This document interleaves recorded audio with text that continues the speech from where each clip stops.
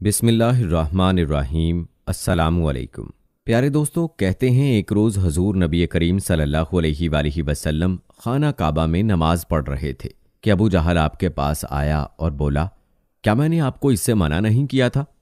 آپ جانتے نہیں میں سب سے بڑے گروہ والا ہوں۔ دوستو، کہتے ہیں کہ اس بات پر سورہ علق کی 17ویں اور 18ویں آیات نازل ہوئیں، جن کا ترجمہ یہ ہے، سو یہ اپنے گروہ کے لوگوں کو بلا لے، اگر اس نے ایسا کیا تو ہم بھی دوزخ کے پیادوں کو بلا لیں گے۔ حضرت ابن عباس رضی اللہ تعالی عنہ فرماتے ہیں، اگر ابو جہل اپنے گروہ کو بلاتا تو اللہ تعالیٰ کے عذاب کے فرشتے اسے پکڑ کر تہس نہس کر دیتے۔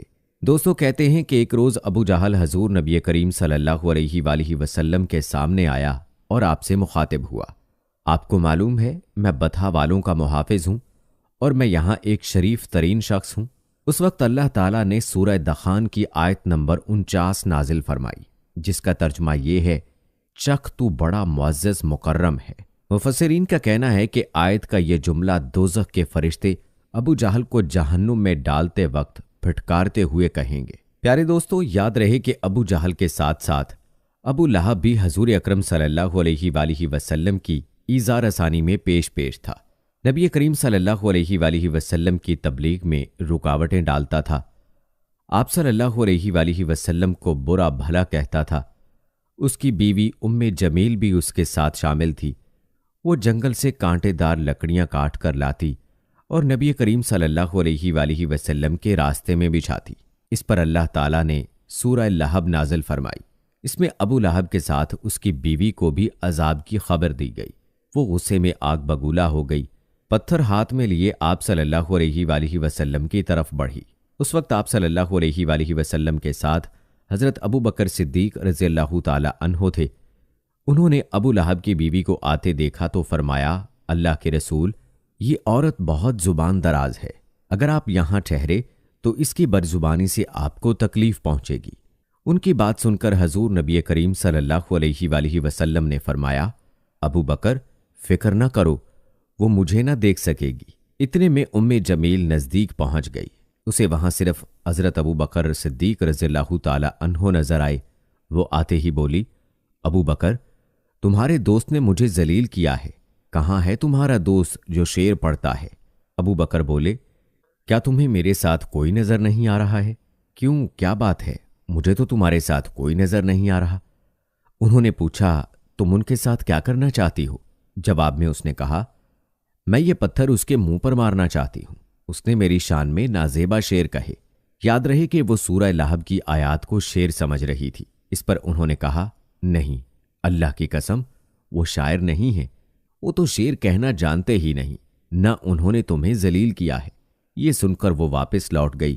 بعد میں حضرت ابو بکر صدیق رضی اللہ تعالی عنہ نے آپ صلی اللہ علیہ وآلہ وسلم سے پوچھا، اے اللہ کے رسول، وہ آپ کو دیکھ کیوں نہیں سکی؟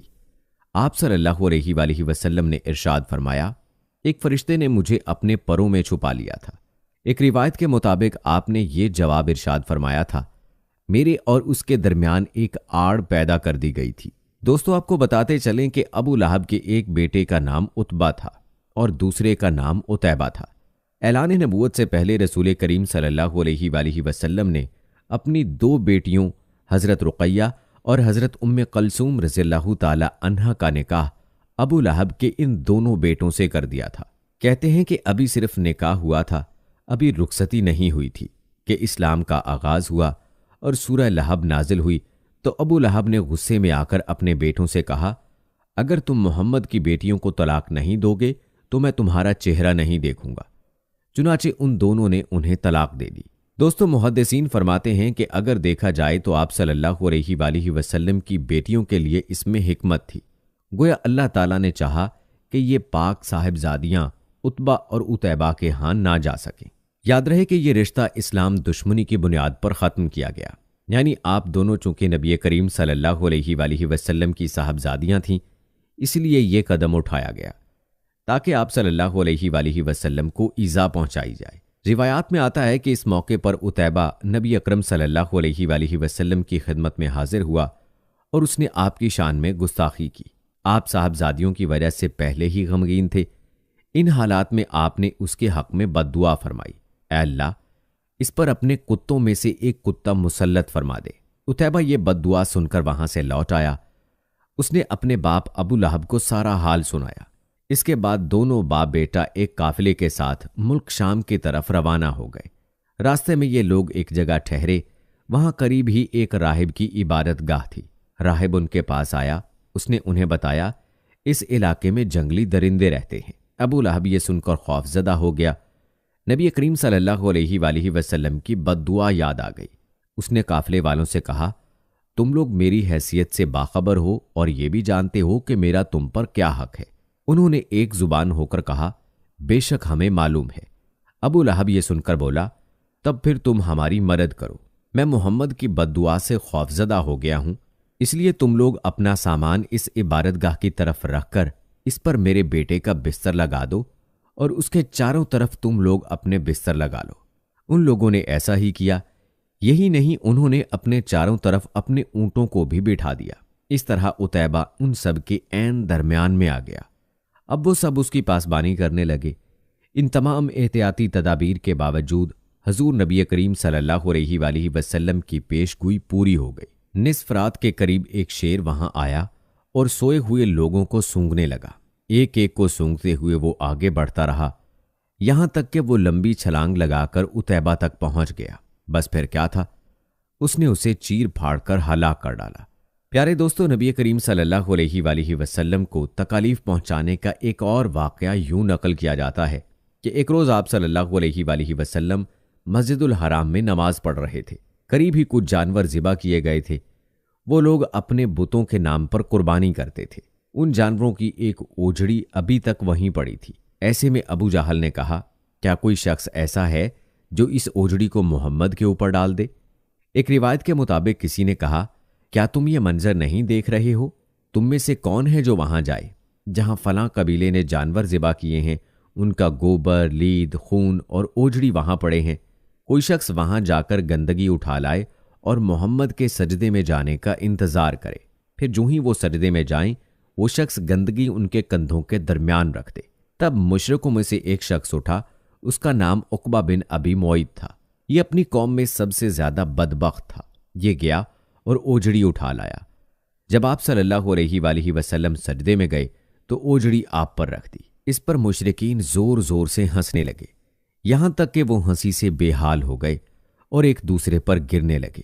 ایسے میں کسی نے حضرت فاطمہ الزہرا رضی اللہ تعالی عنہا کو یہ بات بتا دی۔ وہ روتی ہوئی حرم میں آئیں۔ نبی کریم صلی اللہ علیہ وسلم اسی طرح سجدے میں تھے اور اوجڑی آپ کے کندھوں پر تھی۔ سیدہ فاطمہ رضی اللہ تعالی عنہا نے اوجڑی کو آپ پر سے ہٹایا۔ اس کے بعد آپ سجدے سے اٹھے اور نماز کی حالت میں کھڑے ہو گئے۔ نماز سے فارغ ہو کر آپ صلی اللہ علیہ وآلہ وسلم نے ان لوگوں کے حق میں بد دعا فرمائی، اے اللہ تو قریش کو ضرور سزا دے، اے اللہ تو قریش کو ضرور سزا دے، اے اللہ تو قریش کو ضرور سزا دے۔ قریش جو مارے ہنسی کے لوٹ پوٹ ہو رہے تھے، یہ بد دعا سنتے ہی ان کی ہنسی کافور ہو گئی۔ اس بد دعا کی وجہ سے وہ دہشت زدہ ہو گئے۔ اس کے بعد آپ نے نام لے لے کر بھی بد دعا فرمائی، اے اللہ تو عمرو بن ہشام کو سزا دے، یعنی ابو جہل کو، عقبہ بن ابی معیط اور امیہ بن خلف کو سزا دے۔ حضرت عبداللہ بن مسعود رضی اللہ تعالی عنہ کہتے ہیں اللہ کی قسم، آپ صلی اللہ علیہ وآلہ وسلم نے جن جن قریشیوں کا نام لیا تھا، میں نے انہیں غزوہ بدر میں خاک و خون میں لتھڑا ہوا دیکھا اور پھر ان کی لاشوں کو ایک گڑھے میں پھینک دیا گیا۔ پیارے دوستو، نبی کریم صلی اللہ علیہ وآلہ وسلم کو ابتدائی زمانہ میں بڑی سخت اور کڑی آزمائشوں کا سامنا کرنا پڑا، کیونکہ آپ صلی اللہ علیہ وآلہ وسلم اس زمانہ میں تنہا تھے۔ آپ صلی اللہ علیہ وآلہ وسلم کے ساتھی بہت کم تھے، جس کی وجہ سے کفار اور مشرکین آپ صلی اللہ علیہ وآلہ وسلم کو ہر طرح سے ستانے میں کوئی کسر نہ چھوڑتے تھے۔ دوستو، اسی طرح کا ایک واقعہ حضرت عثمان غنی رضی اللہ تعالی عنہ نے اس طرح بیان فرمایا ہے کہ ایک روز نبی کریم صلی اللہ علیہ وآلہ وسلم طواف فرما رہے تھے۔ اس وقت آپ کا ہاتھ حضرت ابو بکر رضی اللہ تعالی عنہ کے ہاتھ میں تھا۔ حجر اسود کے پاس 3 آدمی بیٹھے تھے۔ جب آپ حجر اسود کے پاس سے گزرے اور ان کے قریب پہنچے تو ان تینوں نے آپ کی ذات بابرکات پر چند جملے کسے۔ ان جملوں کو سن کر آپ کو تکلیف پہنچی۔ تکلیف کے آثار آپ کے چہرے سے ظاہر ہوئے दूसरे फेरे में अबू जहल ने कहा, तुम हमें इन माबूदों की इबादत करने से रोकते हो जिन्हें हमारे बाप दादा पूजते आए हैं, लेकिन हम तुमसे सुलह नहीं कर सकते। जवाब में आप सल्लल्लाहु अलैहि वसल्लम ने फरमाया, मेरा भी यही हाल है। फिर आप आगे बढ़ गए। तीसरे फेरे में भी उन्होंने ऐसा ही कहा। फिर चौथे फेरे में ये तीनों यकदम आपकी तरफ झपटे। हजरत उस्मान रज़ियल्लाहु ताला अन्हो फरमाते हैं, अबू जहल ने एकदम आगे बढ़कर आप सल्लल्लाहु अलैहि वसल्लम के कपड़े पकड़ने की कोशिश की। मैंने आगे बढ़कर एक घूंसा उसके सीने पर मारा, इससे वो जमीन पर गिर पड़ा। दूसरी तरफ से अबू बकर सिद्दीक रज़ियल्लाहु ताला अन्हो ने उमैया बिन खल्फ को धकेला। तीसरी तरफ खुद हजूर नबी अकरम सल्लल्लाहु अलैहि वसल्लम ने उत्बा बिन अबी मुइद को धकेला। आखिर ये लोग आपके पास से हट गए। उस वक्त आप सल्लल्लाहु अलैहि वसल्लम ने इरशाद फरमाया, अल्लाह की कसम, तुम लोग उस वक्त तक नहीं मरोगे जब तक अल्लाह की तरफ से इसकी सजा नहीं भुगत लोगे। हजरत उस्मान रज़ियल्लाहु ताला अन्हो फरमाते हैं, ये अल्फाज सुनकर उन तीनों में से एक भी ऐसा नहीं था जो खौफ की वजह से कांपने न लगा हो। फिर आप सल्लल्लाहु अलैहि वसल्लम ने फरमाया, तुम लोग अपने नबी के लिए बहुत बुरे साबित हुए। ये फरमाने के बाद आप अपने घर की तरफ लौट गए। हम आप सल्लल्लाहु अलैहि वसल्लम के पीछे पीछे चले।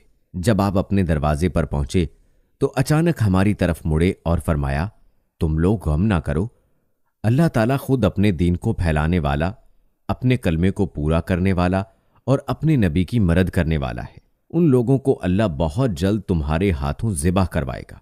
इसके बाद हम भी अपने अपने घरों को चले गए और फिर अल्लाह की कसम, ग़ज़वा बदर के दिन अल्लाह ताला ने उन लोगों को हमारे हाथों ज़िबा कराया। दोस्तों, याद रहे कि अबू जहल को अल्लाह ताला ने 2 मासूम बच्चों के हाथों जलील किया और 2 बच्चों ने उस मलून को मौत के मुंह में धकेला था, जिसका तफसीली तज़किरा आगे आएगा इंशाअल्लाह। याद रहे कि इस्लाम की खातिर नबी करीम सल्लल्लाहु अलैहि वसल्लम की आजमाइशों और कुर्बानियों का ये सिलसिला काफ़ी तवील है, जिनमें से चीदा चीदा वाक़यात हम आपके साथ शेयर कर रहे हैं ताकि हमें ये एहसास हो कि ये दीन हम तक जो पहुंचा है वो आसानी के साथ नहीं फैला, बल्कि उसके लिए हमारे प्यारे आका दो जहां के सरदार हज़रत मोहम्मद सल्लल्लाहु अलैहि वसल्लम ने कैसी कैसी तकालीफ और मसाइब का सामना फरमाया है।